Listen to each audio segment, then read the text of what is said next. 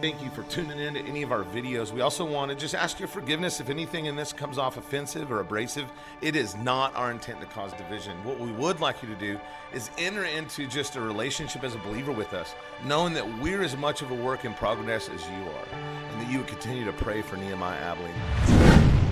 Because he's wanting to sustain all those aspects of his life. But if you let one fall to the side over here, and you're not getting the true sustenance for that aspect of your life, right, it's like a wheel of fortune, right, where you have all these different components of one whole life: fatherhood, brotherhood, sonship, husband, provider, protector, all of these different things, which listen, if I'm being honest, I don't even understand how to reconcile the protector part with my belief system.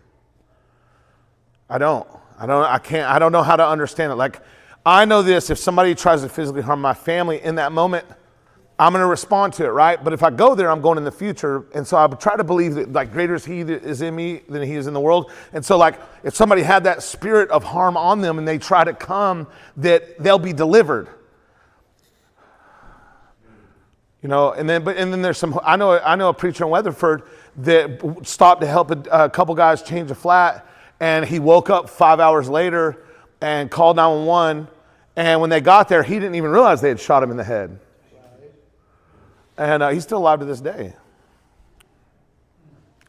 And so sometimes some shit goes, that's a hell of a testimony though.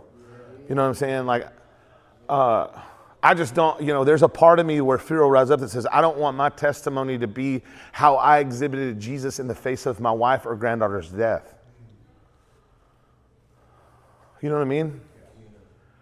I'm trying to learn little by little. He's preparing me like everybody's going to die at least once.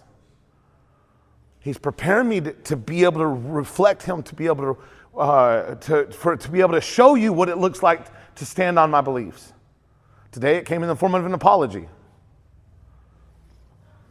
Today it came in the form of letting you know it's okay to get mad. And then it needs to come with an amends. What? Is that the key word yesterday that you were looking for was grace, right? Yeah. And that's the grace abounding part. That way you still have what you need even when you fall short.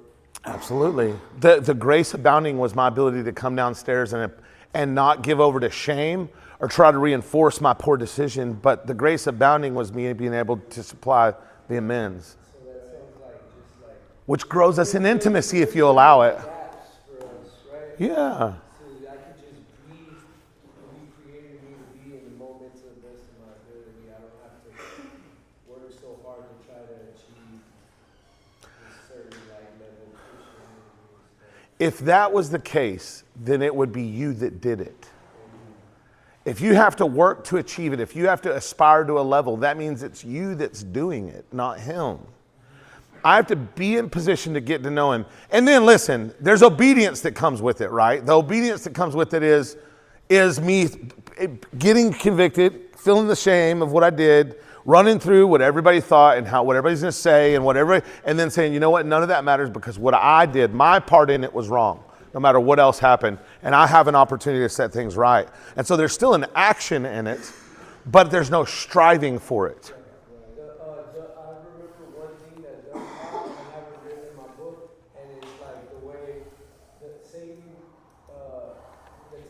Like the order of things was, it was do, have, and then be.